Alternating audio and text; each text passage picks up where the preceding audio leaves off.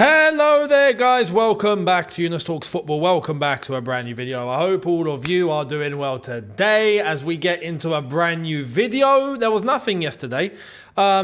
It's weird, especially on the Champions League week, and hence why this weird video is coming earlier than usual, because I know we're all going to be consumed with Champions League football and no one's going to be watching videos or anything, so I thought let me get it out a little earlier. But I do want to let you know of where you can get extra content, right? Seeing as it's not been on here as we've waited for things to happen, which it has now, but you can catch a very, very good long-ish podcast that I went on with my all-you-can-eat Chelsea colleague, right, Javon, on the Final Whistle podcast. I'll leave a link right here for you guys. You guys can head over there and listen to that pod where we go into loads of detail about not just Chelsea and its history and being a fan, but even myself, how I started on YouTube, when I started, how I got to this point, like the whole journey of being a Chelsea fan and being a YouTuber at the same time is all discussed there. We went into the nitty-gritty detail, and there will be a part 2 at some point. It's got to be done because we didn't finish the conversation. So make sure you head over there, have a look, and support Javon on his channel too, as he is an all-you-can-eat Chelsea member. And yeah, more content coming to his channel too. So hit that link. I'll leave it down below. First link in the comments as well, just in case if you guys prefer to hit it there. So let's get cracking. What has happened? Well, I want to start off in a very interesting place because there's a bit of news about a new person who's on his way to Chelsea Football Club.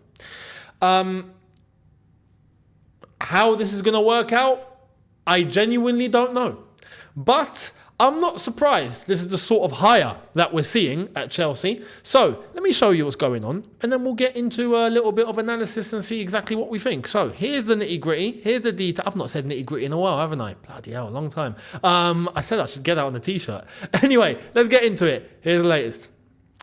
The Executive Vice President of Basketball Operations at the Minnesota Timberwolves, Sachin Gupta, is set to leave the NBA franchise to take up a role at Chelsea. Here he is, right, in the flesh, at work, right?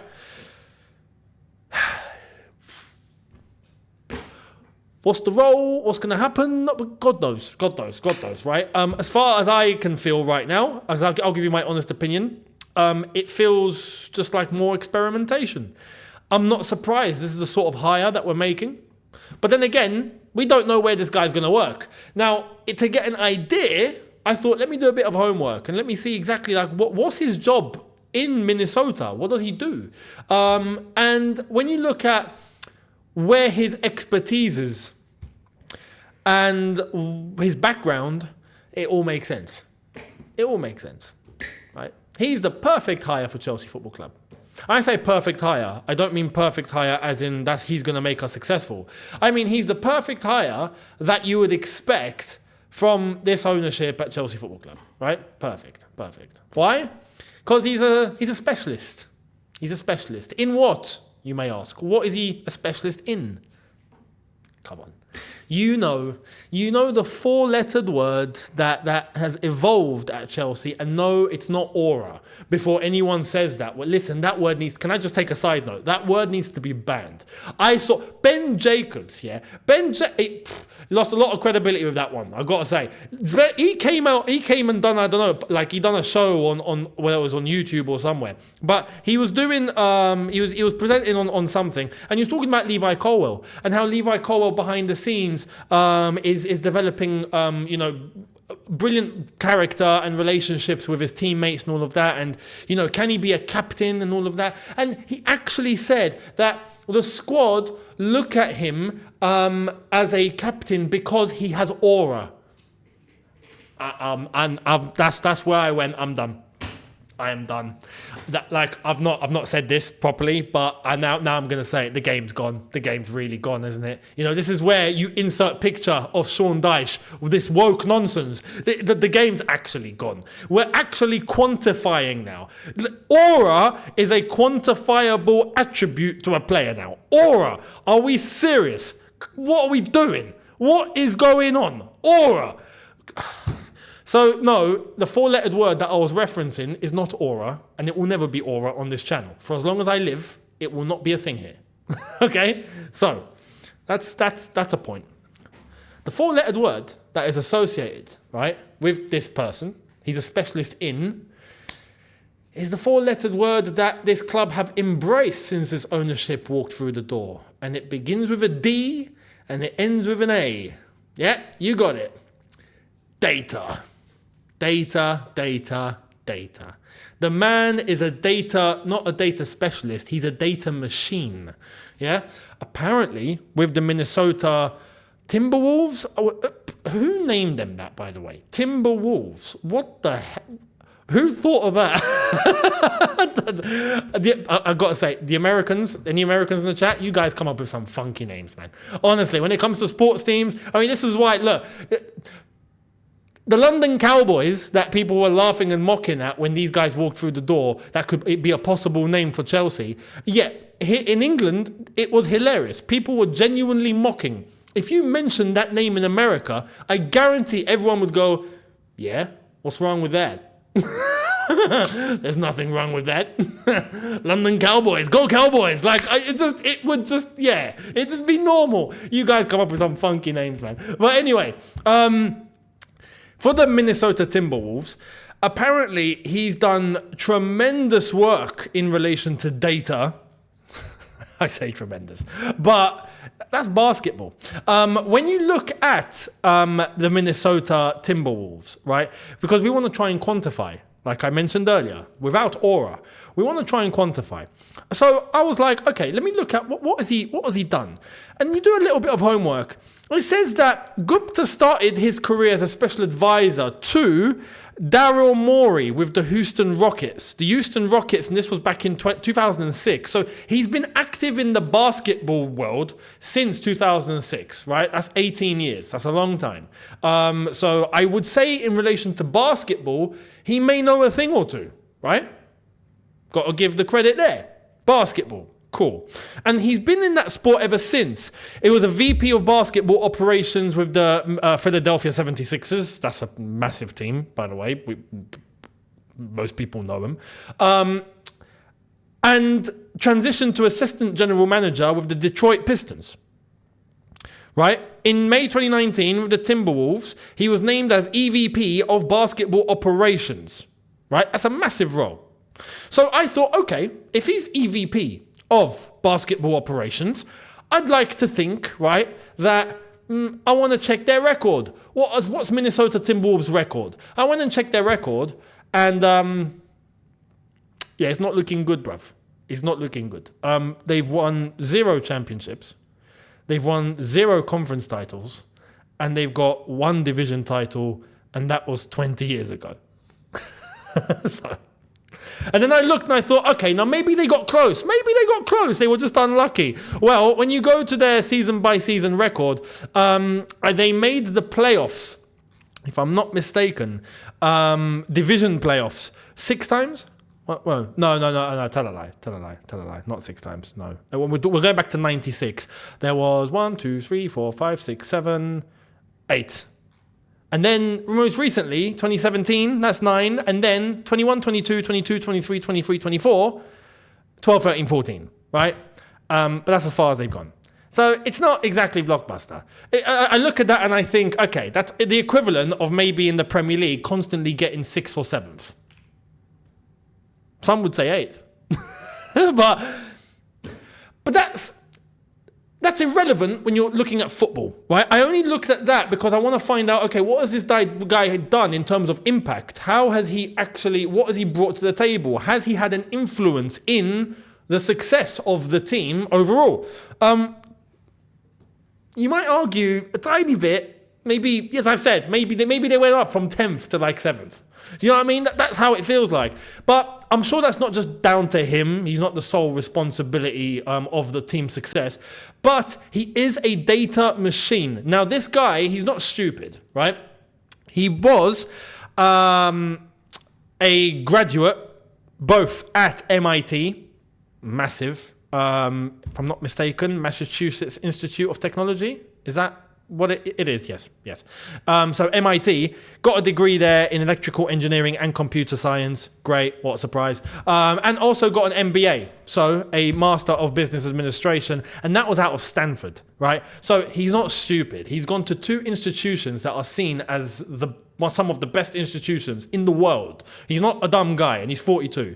But again, it just really means that we are going to double down even more on data, and God knows how that's going to work out, especially someone coming from a complete other sport, in a complete other country, in a complete other realm. A franchise rather than, it would be different. Even it would be different, for example, if he was coming from basketball in, let's say, France or Spain, right? Different. Because the NBA and the way franchises are in the States is a completely different world. It's a completely different world. It's just not the same concept as it is in European sport. So I don't know how this is going to work out. Simple as that. I don't know. God knows. But he's leaving the NBA franchise and he's going to start working at Chelsea. We'll wait and see what happens. Let me know your thoughts on that one. Do you think it'll work? Do you think it won't? Let me know. I'd love to hear your thoughts. Now, let's move elsewhere. Funnily enough, I brought this up because I mentioned it earlier. I was going to talk about it anyway, but here it is. It has emerged that Colwill possesses authority thanks to his aura and is highly regarded by his teammates behind the scenes. Get out. Get out. Don't get me wrong. Can Levi Colwill be a captain? I think so. Possibly, right? I'm not writing that off. But aura should not be something you quantify. What are we doing? What are we doing? How did Ben Jacobs think this would be a great thing to say? How did that process through and think, yeah, this will be great? Aura. Oh, bloody hell. Let's move. Let's move. Here's more on Madueke. Noni Madueke is now considered a very important player for not only this season, but future seasons. The feeling between Madueke and Maresca is very good. Good brief. Good brief. I'm not doubting this isn't true, by the way. This is true. I'm pretty positive this is true. But I will say, I've got a feeling that it won't be too long before we see Madueke sold. Some might like that, some might not. Personally, I don't mind him staying. I think his development is going pretty well. I would like to just, as long as it continues. But when you look at the players that we have and the players that are coming, it's going to be difficult, I reckon, for Madueke to maintain the amount of minutes he's getting at the moment. Why? When you're looking at look at the players we brought in. We brought in Sancho. We brought in Neto. We brought in Felix. We have Palmer. There's enough there to cover both flanks. On top of that, we're getting Esteval Willian in June 2025. And you best believe he's walking into the starting squad. Walking. Squad at least, starting 11 most probably. Because if not, we wouldn't just buy the player for fun so he sits there. Someone, I think, like Esteval Willian, who's regarded seriously highly. He comes in, he plays. Even harder for Madueke. So what I predict, I think Madueke will play a good amount this season. I think in the summer, next summer, I think we start to see teams interested. I think we start to see possible bids. And then I think we see Chelsea sell. In order to get, I think he'll go for 60 million, 65. I think he could. And I think that's where Chelsea go, yeah, pocket that. Whilst at the same time, like I've said, we've got the players we've brought in at the moment, and we're getting Esteval Willian, and don't worry as well, there's Kendry Paez coming with him on the same plane too. So this is why I say I think Madueke's lifespan at Chelsea won't be a long one. My personal opinion. Do you agree or disagree? Let me know down below. Much appreciated. Let me know what you think. To wrap up, like I've said, there's not too much. We'll see what happens tomorrow. But Champions League, like I've said, all the focus is there. Let's talk about a certain club that have sacked a manager. Interesting. Breaking. AS Roma have sacked the manager, Daniele De Rossi. After 3 points in 4 games, De Rossi has been fired by Roma owners Friedkin family.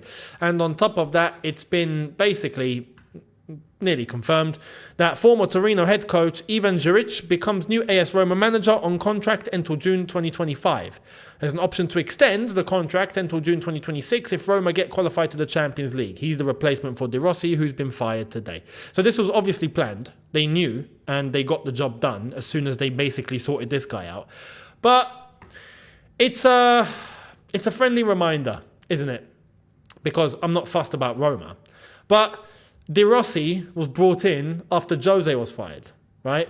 And De Rossi got, 4, 5, 6 games? His first 4, 5, 6 games that looked like, oh my God, he's transformed Roma. Now they're electric. Look at this. Jose was holding them back. All of a sudden, boom, he gets fired whilst they already got rid of Jose, who got them a European title. Now, by all means, it's a Conference League, but it's Roma too. And they're not exactly that team to be winning trophies every year, right? So as much as I mock it for us, because it's Chelsea, we shouldn't be there. For Roma, it was something, a catalyst for them to start aiming higher. And they did. They got to Europa League final and lost that one. So this is where it always happens. It always happens. It always happens. It always takes time. Something happens with Jose. People have a perception. 1 year, 2 years, 3 years later, he was right. Jose was right, you know. It happens every time. Every single time. Unbelievable. So good luck to Roma. They should never have sacked him. Basically, that's the moral of the story. But anyway, let me know your thoughts down below. Much appreciated. And it'll be interesting to see where Roma go with this guy. But that's it, really. I think it's looking good for Napoli. If we're talking Serie A, Napoli right now, Conte, you just know, even Lukaku, he's firing away, isn't he? It's just, it is what it is. It is what it is. Anyway, let me know your thoughts below. Thank you so much. Don't forget, hit the subscribe button, notification bell on. Don't forget to check out the socials as well. I'm very active on my Insta, which you can see on screen now, as well as my Twitter and the Younes Talks Football links as well, all in the description, so make sure you're following, and I will catch all of you tomorrow for a brand new one. Have a good one, people. Look after yourselves. See you tomorrow. Take care and peace.